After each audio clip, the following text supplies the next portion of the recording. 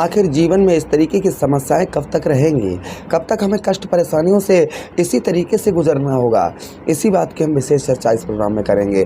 आप जो जीवन पर इस समय पर जो समस्याओं का एक तूफान चला आ रहा है, ये तूफान आपका आखिर कब थमेगा, कब हमें अच्छे जीवन में जो एक एक समस्याएं, इनसे कब छुटकारा मिलेगा, इन सभी बात की हम इस प्रोग्राम में विशेष चर्चा करेंगे। नमस्कार, मैं ज्योतिष आचार्य शिवराज शास्त्री आप लोगों का हार्दिक स्वागत कर रहा हूं। बहुत ध्यान से इस प्रोग्राम को देखिएगा। जब आप ध्यान से देखेंगे तभी आपके जीवन से समस्याएं दूर हो पाएंगी। चलिए प्रोग्राम की ओर आगे बढ़ते हैं और समझने का प्रयास करते हैं। हम आज उस ग्रह के बारे में बात करने वाले हैं जो शुभ फल ना के बराबर देता है और अशुभ फल सबसे ज़्यादा देता है। एक ऐसा ग्रह जो आदर्श है, हमें दिखाई नहीं देता है, जिसे हम छलिया ग्रह बोलते हैं, जिसे हम पापी ग्रह बोलते हैं, उस ग्रह की बात करने वाले हैं। आज हम बात करने वाले हैं राहु महाराज की। 30 अक्टूबर 2023 को राहु देव महाराज आपके ठीक कहाँ पर, आपके चतुर्थ भाव से निकलकर और आपके तृतीय भाव पर प्रवेश कर गए थे। और तब से अक्टूबर, नवंबर, दिसंबर, जनवरी, फरवरी, मार्च, अप्रैल, मई, आपके मई यानी कि 7वां महीना प्रारंभ हो गया है। तब से आपके कहाँ पर बैठे हैं, आपके ठीक तृतीय भाव पर बैठे हुए हैं। क्या करवा रहे हैं आपसे ये, और आपको क्या नहीं करना चाहिए, क्योंकि राहु महाराज के आप जब अपोजिट में काम करना शुरू कर देंगे, राहु क्या करते हैं, किसी को लती बना देते हैं। जैसे कोई नशा करता है तो उसे और नशा करवाते हैं, कोई पैसा खर्च करता है, व्यर्थ का पैसा खर्च करता है तो उसका और करवाते हैं, तो इंसान को लती बना देते हैं, रातों रात स्टार भी बना देते हैं, रातों रात इंसान को ऊपर से ज़मीन पर भी डाल देते हैं। इस तरीके का राहु कार्य करते हैं। इनके विरुद्ध, इनके अपोजिट अगर आप चलना शुरू कर देंगे तो जीवन में किसी भी प्रकार की कैसी भी समस्या का सामना नहीं करना पड़ेगा। कुछ इनका उपाय भी कर लेंगे, अगर हम कुछ उपाय भी करेंगे तो भी हमें राहत मिलेगी। तो हर एक चीज़ पर चर्चा करेंगे हम। यह प्रोग्राम आप अपनी लगन पर देखेंगे। जैसे आपकी मकर लगन है तो भी आपके लिए प्रोग्राम बहुत ज़्यादा है। आपकी चंद्र राशि मकर है तो भी आपके लिए है। अब आपको दोनों चीज़ें नहीं पता, मेरी लगन क्या है, मेरी चंद्र राशि क्या है, तब वह स्थिति में इस प्रोग्राम को आप नाम राशि पर देख सकते हैं। चलिए प्रोग्राम को प्रारंभ करते हैं और समझने का प्रयास करते हैं। राहु महाराज का प्रकोप आखिर कब तक रहेगा। ये प्रकोप 16 मई 2025 तक आप पर रहेगा, लेकिन इनके विरुद्ध अगर आप कार्य करना शुरू कर देंगे तो समस्याएं आज से ही आपकी ख़त्म हो जाएंगी। तृतीय भाव पर राहु का प्रभाव अच्छा होता है, इंसान को बुद्धि का धनी बनाते हैं। आपकी बुद्धि बहुत अच्छी काम करती होगी, ये कर लें हम, आइडियाज़ बहुत ज़्यादा आते होंगे, किंतु कुछ कर नहीं पा रहे होंगे आप। बुद्धि तो आपकी बहुत अच्छी, बुद्धि से रिलेटेड आप जो सोचते होंगे मेरा कार्य ऐसा हो जाए या ये करने से मुझे लाभ होगा, किंतु आपके पास धन ना होने के कारण वह कार्य आपके संपूर्ण नहीं हो पाते होंगे। बुद्धि आप बहुत अच्छी आप लगा रहे होंगे, प्रथम चीज़। दूसरी चीज़, साहस आपका ऐसा भी नहीं है कि आपको काम में लगा दिया जाए और आप आलस कर जाएं और आराम से आप लेट जाएं कि छोड़ो बाद में कर लेंगे, ऐसा भी नहीं है आपका होगा।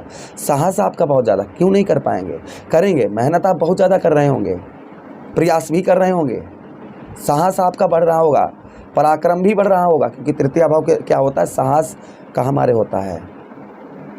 हमारे यही भाव हमारा जो है पराक्रम का होता है।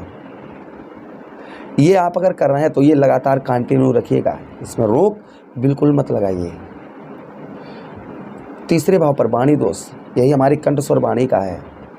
गले में दिक्कत परेशानी, मुंह में दिक्कत परेशानी हो सकता है आपको, गले में हो, हृदय में, छाती में दिक्कत परेशानी हो सकता है, ये चीज़ हो। किसी से आप बात करते होंगे, किसी से भी आप बात करते होंगे, आपकी बातों की कोई केयर नहीं करता होगा, कोई रिस्पेक्ट नहीं करता होगा।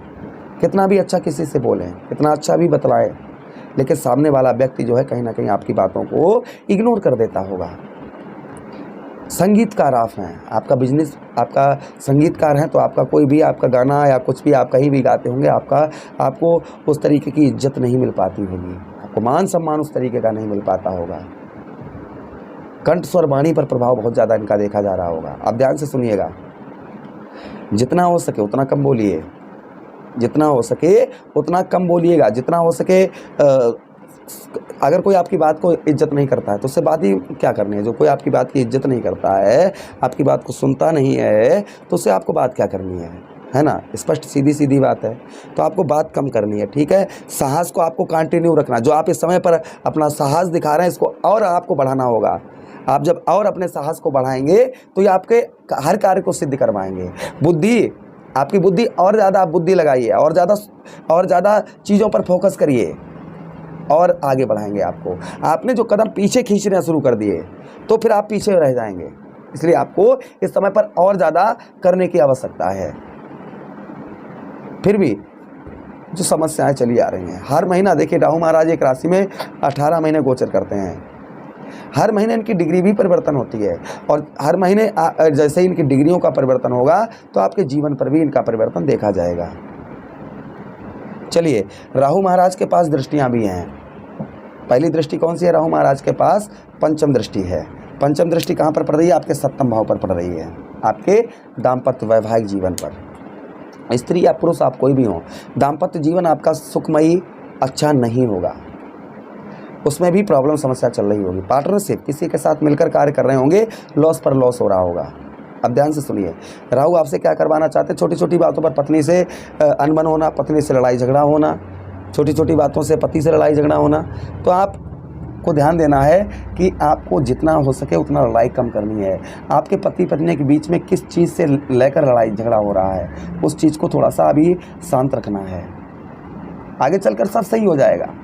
अगर आप इस समय पर अपने आप को कंट्रोल नहीं करेंगे, इस समय पर लड़ाई झगड़ा करे चले जाएंगे तो जीवन आपका बर्बाद हो जाएगा। इसलिए जिन बातों पर लड़ाई झगड़ा हो रहा है उस चीज़ को बैठकर समस्या का हल करिएगा, या फिर आप थोड़ा सा उसको बर्दाश्त करिए।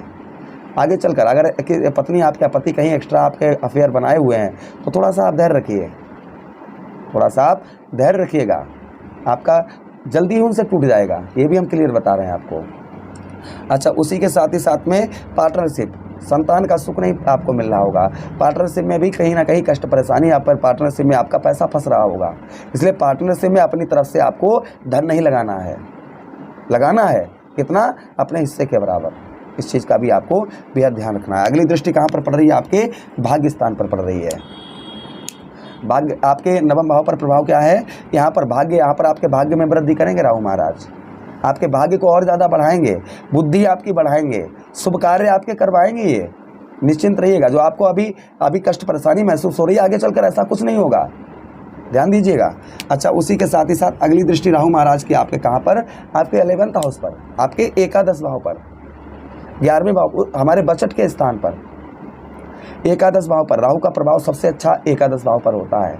यहाँ पर आपके जैसे आगे चलकर जो आपका अभी 100 रुपये का खर्च हो रहा है, वहाँ पर सिर्फ 20 रुपये का खर्च होगा, 80 रुपये की बचत कर पाएंगे आपको। आपको उदाहरण दे रहा हूँ मैं, यानी कि धन की आपके बचत बहुत ज़्यादा करवाएंगे। आपने नोटिस भी किया होगा, आप यही कर भी रहे होंगे। यहाँ पर लोभी प्रवृत्ति का बनाते हैं।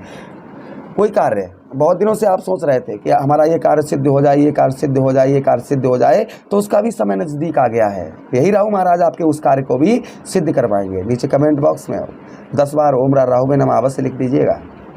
चलिए आगे बढ़ते हैं और समझने का प्रयास करते हैं एकादश भाव पर। यहाँ पर आप इस समय पर ये भी नोटिस कर रहे होंगे किसी तरीके से कैसे भी धन हमारा पैदा हो, हमारे पास धन आए।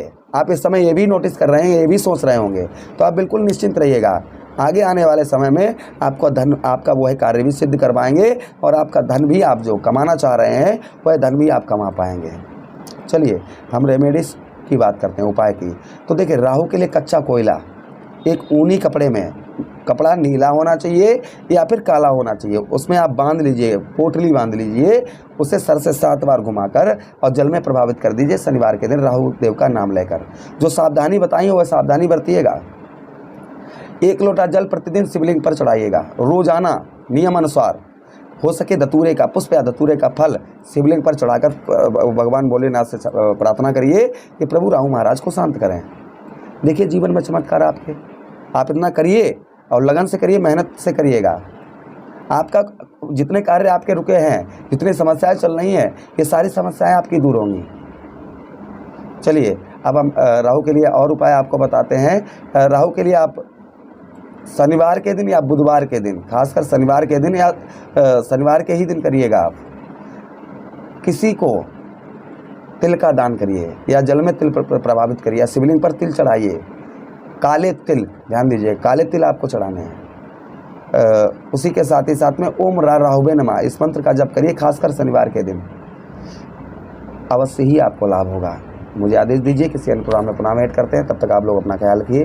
प्रेम से बोलिए कृष्ण कन्हैया लाल की जय।